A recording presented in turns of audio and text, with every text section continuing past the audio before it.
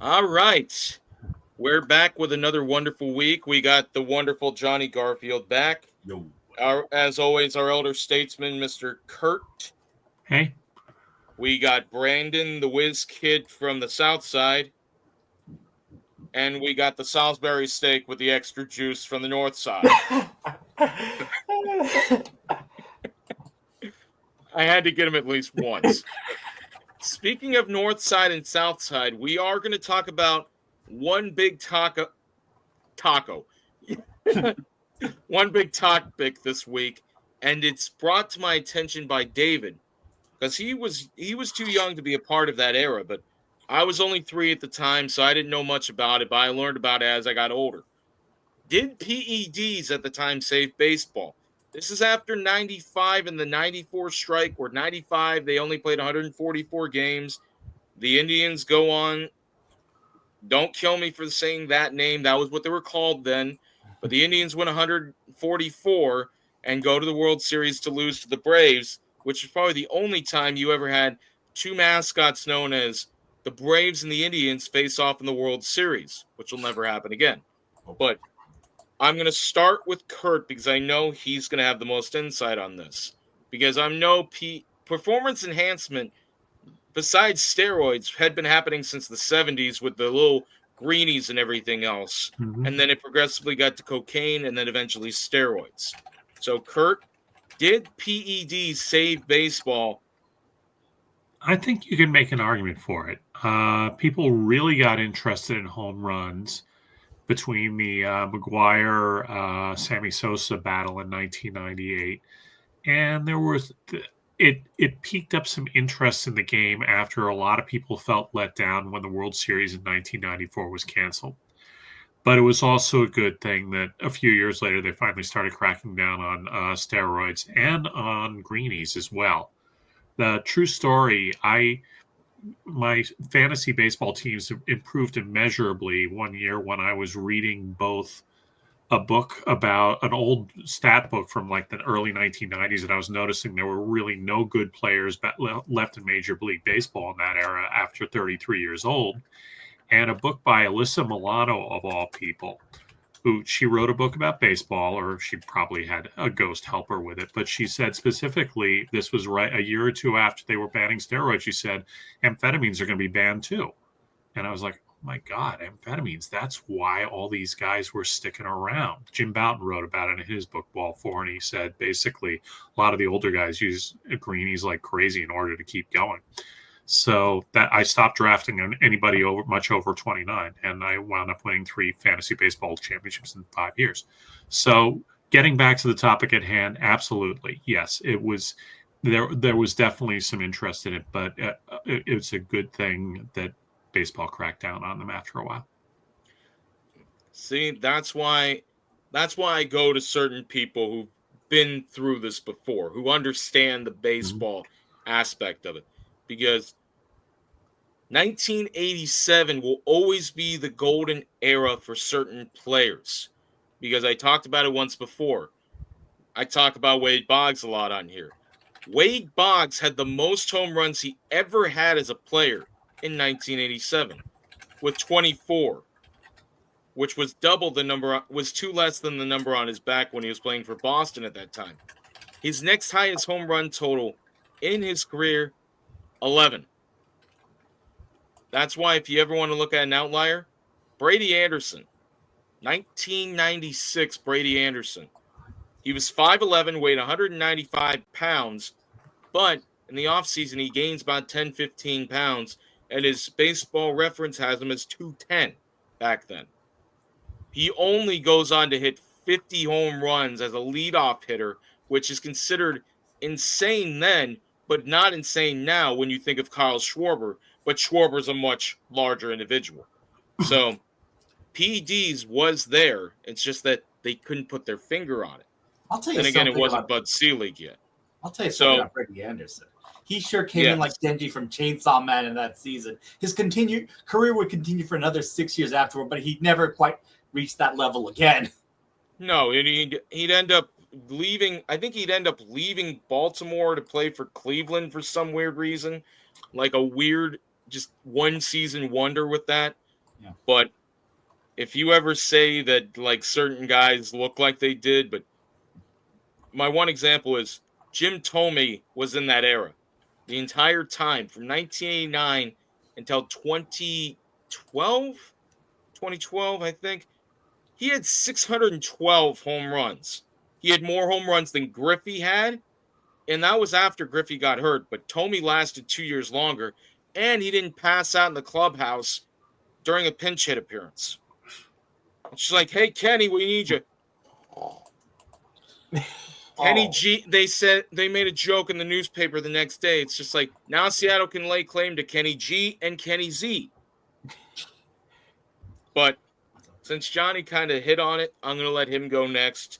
Do you think PEDs save baseball or not? yes, absolutely. And although there is something that we have to keep in mind about all of this was there were no rules against this kind of stuff during this era. We should add, and yes, some people shunned them. Ken Griffey Jr. and Jim Thome notably shunned them, and Frank Thomas as well too. But those other guys, it's kind of crazy to see how they were able to sustain this kind of momentum for a long time during the second half of the 1990s. And as I said, it was legal, but we just kind of looked the other way back then until the turn of the century with Barry Bonds and all. But that's another story. Well, I can name like 5 guys, just 5 players right off the bat who you already knew. Canseco being one because he took them before the 86 season where he ended up being I think that was the year he won Rookie of the Year. And then because he ballooned. He was not a small man, and he was playing for Tacoma, which was the A's minor league team then. And he came into camp at like 235 pounds. He went from 185 to 235, just looking like, and one announcer put it best, he looked like the Silver Surfer. But that's why you see these guys who hit 600 home runs. But my common example is this. There was weight rooms and everything, and they were just going to Mexico and doing stuff like that. So a lot of times when they were playing down in Arizona, I'm sure in spring training, they would go and make a trip in the middle of the night. And that's what I think of. Josh, Well, considering you're a Cubs fan and Sammy Sosa was there for 90, I think it was 92 until 2005 for 14 seasons. correct. I think you know a little bit about this. Yes, and and to piggyback off what Kurt said and what Johnny had just brought up, the 90s were a much different time. PEDs were not regulated, but as the home run race between Sosa and McGuire heated up and they were competing with each other, you could tell those guys were getting bigger and bigger and bigger. And one of I forget which analyst it was now back then, but they can't be just hitting the weight room. No. And it's one of those things, and I'm not positive on this, but Sosa fell out with the Cubs for a long time after this, and with the current ownership, and I believe it did have to do with PEDs because they were quiet. They were very quiet about it, but he was persona non grata for a long time until just recently when they decided to forgive him and put him in the Cubs Hall of Fame. But I will say I agree with everybody. It did save baseball around that time because you had people. I mean, I was 10 years old at that time, and every day when we'd come into school, we'd say, "Okay, who's got the bigger number, McGuire or Sosa?" And or whoever was hitting home runs at that time. And it brought, I think, new fans into the game because of those home runs. It was just sad when we all figured out that okay, they were performance enhancing drugs that did that, and not muscle that did that. And that's why the league has a very strict policy on it now, and they should because they're not healthy. No. Because if you ever want to learn who was the first player pretty much that came out against it, his name was Lyle Alzado. He was an NFL player. He played for Denver. He played for Oakland and LA at the time, the Raiders. He was just this massive guy. And at 41, some 35 years ago now, he came out of retirement to try and play again. But within a year and a half, he was this brittle, 150-pound man, just skin hanging off his body. He had this do-rag on his head, this black do-rag. he looked so skinny. You could see his skin and everything, just skeletal. Yeah, Because He was that's a what huge steroids do. guy. I saw him once at a restaurant. I was having lunch out, and he was like all the way across the room. And I recognized him, and I sort of looked at him, and I caught his eye, and he could tell I recognized him, and he gave me a look saying, "Don't even think about coming over here, pal." Don't ever And meet I your got heroes, they say. very engrossed in my meal, and that was that. But it Well, was. that's Yeah, the kind of but guy he even then, I was. think people knew he had a pretty ferocious temper. That was one of the things that made him so successful in his heyday. And unfortunately, the steroids just made it worse because Yep. they did a thing, and I know I'll let Brandon in on this in a moment, but they showed what happened. They basically showed what he was like outside of football. Nicest guy, nicest, kindest, gentlest man, but when the roids hit him, he just became this like machine and everything else, and it was just kind of scary because that's just the thing it does. But I'll get to Brandon because I know during the late 90s, this was the time where they had Bo Jackson in Chicago. They had Albert Bell close to the late half of the 90s. They had Frank Thomas, Paul Cornerco, and in the early 2000s, mid 2000s, they had Jim Tomey. All those guys were clean, well, except Albert Bell with his corked baseball bat. But Brandon, PEDs, helping baseball, hurting baseball. It 100% saved baseball. Like coming out of the strike in '94, Major League Baseball had a major issue, no pun intended, major issue with attendance. Even for playoff games, attendance was pretty low. The interest of the game was it took a long time to get back to where it was after the strike. And then you have 1998, where it's not just Sosa and McGuire. You have a bunch of these players hitting bombs like crazy. And why do people go to baseball games? To see home runs. And the explosion of offense from each team certainly drew a lot of money. And that's what baseball and that's what sports is all about, is making money. Attendance went back up. The interest of the game was at its absolute peak.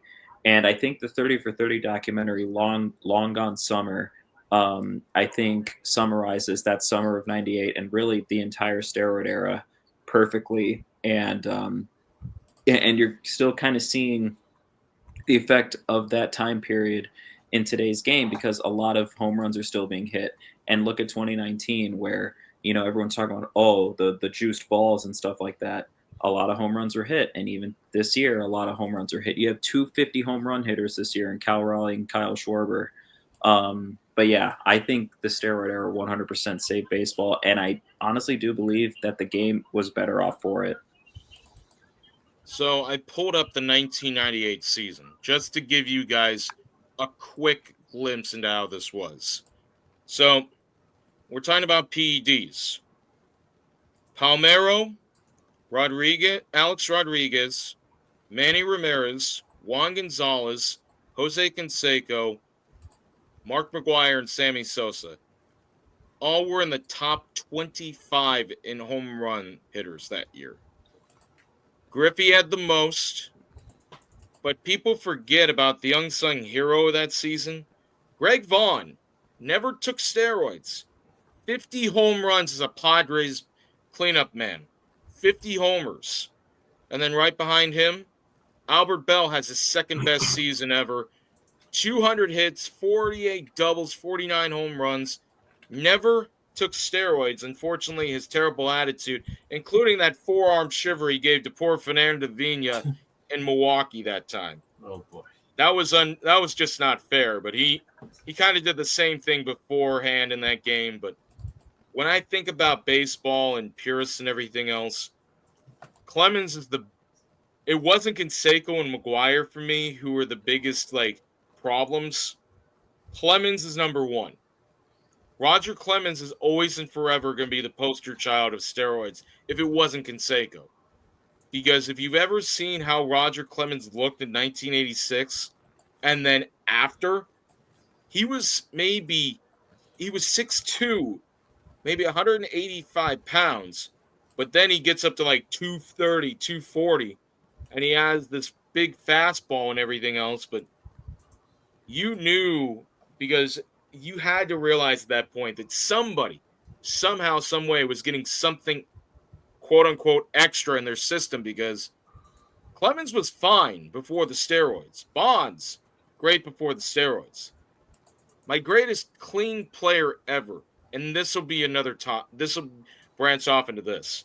Your guys' best clean ball player from that let's call it the attitude era of baseball, pretty much. The steroid era is like in wrestling was it called the attitude era. The steroid era, your best clean player, and I'm going to very rarely show my opinion here, but Ricky Henderson from 1990 until 1999, just that 10-year period was one of the greatest in baseball.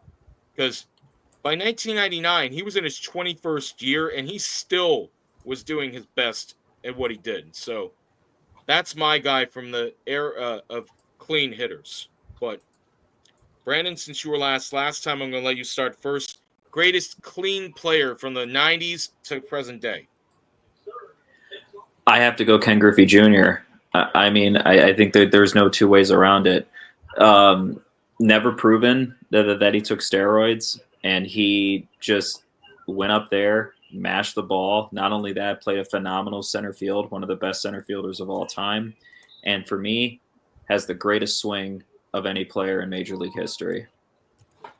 That sweet swing. He even had his own shoe called the Swing Man, I believe. Yeah, that by Jordan. Exactly. He was the poster child of that 90s just franchise where he was clean, he was a good superstar, and he was best for baseball at that time before Sosa and McGuire came along. And he made wearing hats backwards cool. There you go. So I don't have a high benchmark for this, but it's currently Griffey's up there as far as I'm concerned. He still managed to hit 600 home runs after breaking his wrist and everything else like he did. Like, if he doesn't have the injuries, he's the home run king in my book. And he tore his hamstring in 2001. That's right. He tore it right off the bone in Cincinnati. Kurt, best clean player from the 90s to present day. Well, I'm going to go with the pitcher, but let's go with Greg Maddux. I mean, he had a awesome career with two different teams. It's such a pity the Cubs didn't keep him, but that was what they did. And he also gets credit for not only did he win 300 games, how many Gold Gloves did he win? Like 10 or 12? He won the most out of anybody. He has the record. Even more than Brooks Robinson. He has 18 as a pitcher. Now, Gold Gloves are sometimes on reputation, but still. Yeah, you can't. If I want to be blunt about this, Greg Maddux, when he started off with Chicago, then went to Atlanta, then went back to Chicago, and then even at the end of his career where he played for the Dodgers and the Padres, I think he played for one other team after that, but I'm not quite sure myself. But 355 wins, and this will always stick in Roger Clemens' craw. Clemens had to cheat to get to 354 wins. Maddux did it, and now he looks like a math professor with a big old Ponceon hanging out as a pitching coach, might I add. And people also forget his brother pitched as well until 2000. So his brother pitched 15 years. He pitches 22 seasons. But so far, so good. Griffey Jr., fantastic. Maddux did one thing that only Randy Johnson has matched since. The 4 straight Cy Youngs in that 1990s period where hitting was king. And he was doing it with a 2-seam fastball that was later perfected by Bartolo Colon, who unfortunately decided to take PEDs at the age of 38, which is still the funniest thing to see a 285-pound man take PEDs, and he's still eating ribs and tacos and Taco Bell and McDonald's, and he's hitting home runs. So I guess that helped a little bit, but not much. Okay, Johnny, best clean player from the 90s on to present day. I was gonna say Ken Griffey Jr., but that's Brandon said it. It's a two-way tie between both Ichiro and Derek Jeter. Neither of those two guys were very flashy hitters. They were kind of average hitters, but they never took steroids, and they should be in the pantheon of clean players as well too. Those two guys. I like that. And my favorite thing about Ichiro was he didn't even have to be as good as he was because he was even a pitcher. Oh, David made a good point. Nomar Garcia Parra before the injuries and everything. He had those insane numbers. He hit 372 one year, but Ichiro is one of my best because he didn't even have to bunt. He bunted because he felt like it, and he would beat you to first base. That type of speed could not be taught, but he would just go out and just be this great hitter. And even now, at the age of 55, he still goes out. He's in their boot. He's up in the what's it called? The suites every game watching these guys. He goes down on the field at 55, does his stretching, catches fly balls, takes batting practice, and does his running. He's 55, and he hasn't played a game since 2018. He's only like 53 now or something like that. But he hasn't played a game in 7 years. He's still in the same shape he was back in 2018, and he's almost immortal, almost. Not quite Minnie Minoso, but he's there. Josh, last but not least. Well, I'm going to back Brandon and Kurt both 100% because Griffey is 100% the guy. And Greg Maddux is the close second for me, not just because he's a Cub, but he's a fantastic pitcher. And he did it without the PEDs. Here's a couple that I'll throw you guys for a loop because I know I had Ricky Henderson, but my top two, even though Rivera's had some off-the-field stuff now that he's had problems with, but Mariano Rivera, after he finally made it all work, 652 career saves, career postseason ERA of 2.21. He had so few incidents where he wasn't good. And another one who pitched around the same time and in that era, Trevor Hoffman. Mm-hmm. That changeup, he was a shortstop. No, I think he was an infielder. He had no business converting to pitching like Wakefield did and then just becoming this great pitcher. He didn't throw hard after 2001 where he had to have surgery, but he's still throwing changeup after changeup. You know it's coming. It's 82 miles an hour. You see it, but he threw it like a split finger fastball and you couldn't hit it. He had somewhere in the 600 save range, but the two best closers ever, and no one's ever going to reach 600 saves, let alone 500 again. But we got some time left over here. David just put this one in our live chat. Favorite players who actually did do roles. I naturally don't have one anymore. So, but favorite player that stuck the needle in their ass, used the cream or whatever. Josh, I'll start with you. Well, I'm like you. I don't really have one because, I mean, like with the 90s, you didn't know what was going on because it wasn't regulated. And then when it did come out, you're going, okay. I would say, again, Sammy Sosa or Mark McGwire because that was such a heated race with the home runs. I wish they would still show batting practice.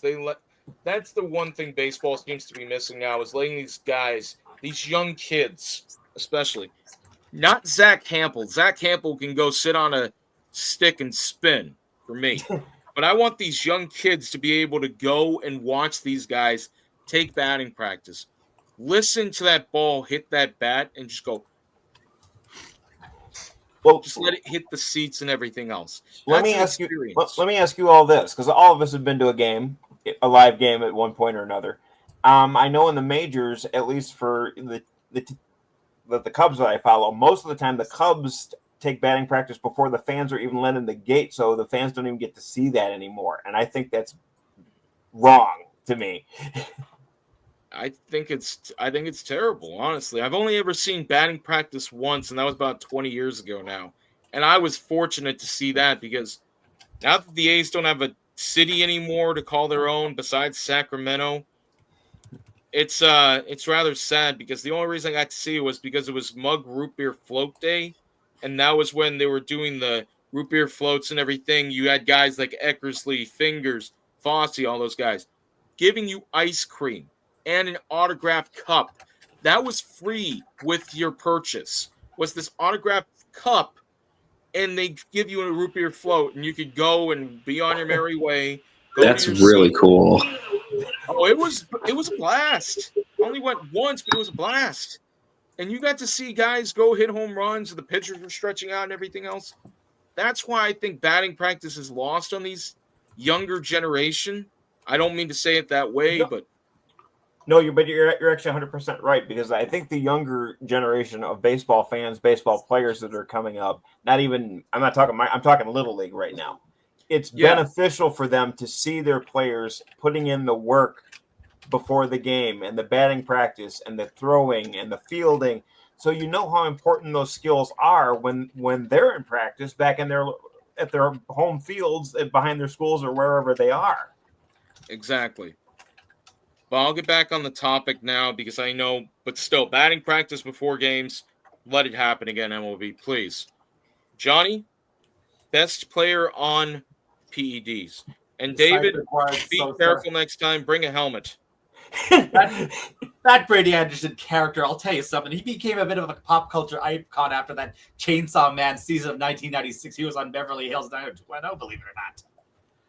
Well, that was probably before the whole, because that's what happens with steroids is the body gets all limp and saggy and everything else.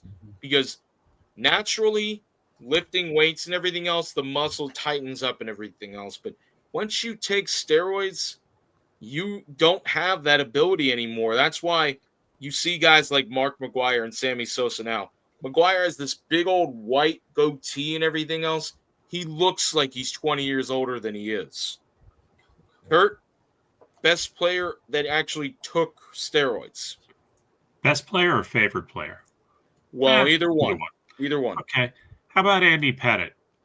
He did it a couple times, and I think he got caught, and he didn't try to hedge or say anything. He said, "I did it. I screwed up. I'm wrong. I'm sorry." That's about all you could ask for, really. The only reason I give him a bit of a pass, not like most players, it's not a race issue, it's not a skin issue, it's not a home run issue. It's the fact that think about it this way. Andy Pettitte played with Roger Clemens in New York and in Houston. So I don't think he exactly had a choice, because a disgruntled Roger Clemens approaches you with a steroid needle. You can't say no if that man has all that acne on him and all the veins popping out and he's practically lost his shit. Excuse my language, but still. Andy Pettitte had one of the best things going for him, and he had the most pickoffs ever by a pitcher, left-handed. He had the best pickoff move I've ever seen. He would come set, but he had that windup where he would come over the top pretty much from behind, but he'd bring his leg almost to his chin, and he'd step to first base, and the guy would be gone within 2 seconds. That is another forgotten art. Most pickoffs. I think the record was 24 or something like that. You could not get, and even Ricky Henderson had a hard time getting, and he played in the National League when Pettitte was in the American League, and he said even then he hated it because he had to play against Pettitte in the American League when he was with the A's in '98, that last time he was on that team. Brandon, your best player who took PEDs, who actually did do them. This is going to be a controversial opinion, but I have to go Barry Bonds. Barry Bonds is the greatest hitter I have ever seen in my life, steroids or not, and I've conceded the fact for the last several years that he should be in the Baseball Hall of Fame. It's as simple as that. The numbers don't lie. He had a Hall of Fame career before he went to the Giants. He had a Hall of Fame career in Pittsburgh, even before all the steroids happened. He's the greatest hitter ever. It's as simple as that, whether people want to admit it or not. See, this is where I have my argument here. It's not the roids that killed his career. It's not the fact that he hated the media. But if you ever look at Barry Bonds' stats before he said he actually took steroids, he was on a Hall of Fame career track. He was going to be that guy who had 500 home runs and 500 stolen bases regardless. The fact that he did it is the problem. He didn't have to. Because there's been many a player who had great careers and then they did something stupid to screw it up. I don't bring up Josh Hamilton because that is a whole different animal. But the one guy that I know of that got suspected the entire time, but he never did it, was Mike Piazza. One of the greatest hitting catchers ever. He never did that stuff, but he had an incident in spring training. I think it was 2002. Guillermo Mota hit him in the back. And it was not the first time he did this, but Mota just did not stop hitting Piazza that spring. Next thing you know, the Mets are down 7. Piazza gets hit by Mota again. Mota gets scared. Piazza starts coming after him with the bat. And then Piazza waits for him after the game. And they said, Mota's already long gone. So he nailed Mike Piazza on more than one occasion. And he just, I don't want to use the word, but he chickens out. He chickened out of a fight in spite of the fact that he threw a 97, 98-mile-an-hour fastball at a guy who several years before that had Clemens hit him in the head with a Clemens bow tie pitch. So if you want to ever know what Mike Piazza knew about fastballs and taking them to the head, he knew a lot. Mr. 427 career home runs. But one last thing here. Batting practice and home run derby. If I had to take a poll in here, you guys don't have to really answer. I just want a bit of an open forum here. The problem with the home run derby is they let the little leaguers on the field. And ever since that one incident in Seattle with Vladimir Guerrero where that kid got smacked in the head, I don't think the little leaguers should be on the field anymore for home run derby. Batting practice, yes. Home run derby, no. I'm not saying it's a bad thing to have him on the field. It's just that for safety reasons, after that kid got smoked with that line drive, I think it should be teenagers and above. Like high school players, pretty much. Like have the kids in the bullpen where it's a fly ball that they can catch. They had that years ago where they used to have them in the bullpens during the home run derbies and they catch the ball that way. But the smaller children shouldn't have to risk their hide and skin for a baseball that's being hit by a gigantic man, muscular and everything else like Guerrero Jr., because that ball they said was hit 111 miles an hour and he had to get taken to the hospital. I don't know what they said happened to him, but the whole thing is they have to be more careful with this stuff. I see them have the nettings up and everything for the fans and like the screens on the field just in case they have umpires back behind those. But can I say something about the netting? Even the netting doesn't work because here's the problem with the netting. I understand why it's there and it should be there for safety reasons. But you also have fans that are down in that area of where they're close with, and I don't know if you guys have ever seen it. You probably have seen this on a broadcast. Half the fans are on their phone, not even watching the game, and that's when they get hit, even with the netting there. If you remember a couple seasons back, I think it was 2018, Albert Almora, when he was a Cub. Yeah, that was the one. He hit that poor little girl, and she was behind netting. That man was never the same since. No, and unfortunately, that's just what happens is they tell.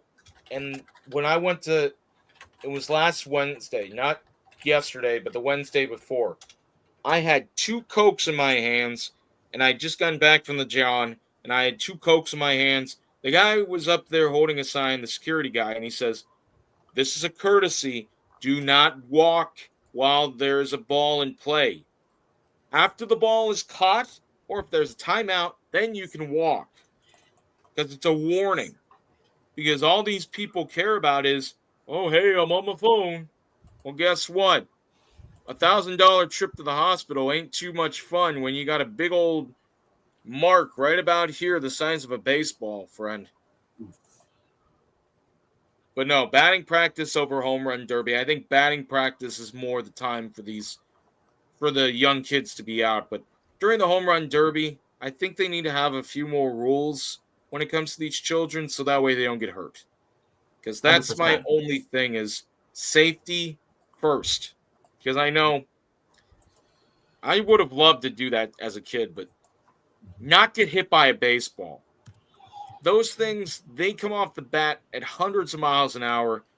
And my last thing is this. Unless you want to end up like poor Bryce Flory did, I don't know if any of you guys know who that is, but Bryce Flory, unfortunately, was pitching in Boston. I think it was September 8th of 2000. Kevin Thompson was the hitter. It was Ryan Thompson. Flory delivers, pitch hits him right here, right across the bridge of the nose. Blood is spurting everywhere, and he's down. He's got his glove over his face. He did not make it back to the major leagues. He went on to pitch for 10 more years in the minors after that. He tried to come back with the Red Sox in 01, but he was not the same. That's what I mean by baseball is a dangerous sport. So you got to protect as much as you can because every time I see a ball hit back to the mound and I hear them go, oh, I hope the pitcher got his glove up every single time because that is scary. I've had that happen. Thankfully, I've moved out of the way before, but it's not easy. And it doesn't matter where you're sitting in the stands either, because in 2017, I was in St. Louis for a Cardinals game against the Brewers, and it was during batting practice, and Ryan Braun hit a ball to like the left field corner and split a woman's head open. And there were people helping her out, like getting a bunch of napkins, trying to cover her face. It was scary stuff, man. And it's an accident. You don't know what's going to happen at the ballpark, whether it be exciting or terrifying, because it happens. And it's a scary sport. But we'll have some brighter stories, hopefully next week. I don't mean to enter. Yeah, and poor David, when he went to, when he was out there for batting practice, he told me and Josh about this. He catches a ball right here in his ribs, the poor kid, and he shows us the bruise where the ball hit him. Oh, it was like that big, and it was purple and yellow the next day, he even said. I'm buying him safety gear for next season. Yeah, he needs to wear the whole catcher's garb, unfortunately. But no, you got to be careful when it comes to baseball. But we'll be back hopefully with some brighter news next week, folks. Again, this was our talk on steroids and hopefully a little safety talk to those fans who don't pay attention while they're on the field. But we'll be back next Thursday, folks. You guys have a wonderful evening. And remember, if someone gives you a steroid needle, you tell them no. Say no to muscles, folks. Say no to muscles. But you guys have a good night. Thank you again for the weekly baseball rundown. These guys are great. Make sure you pay attention to what they're saying too.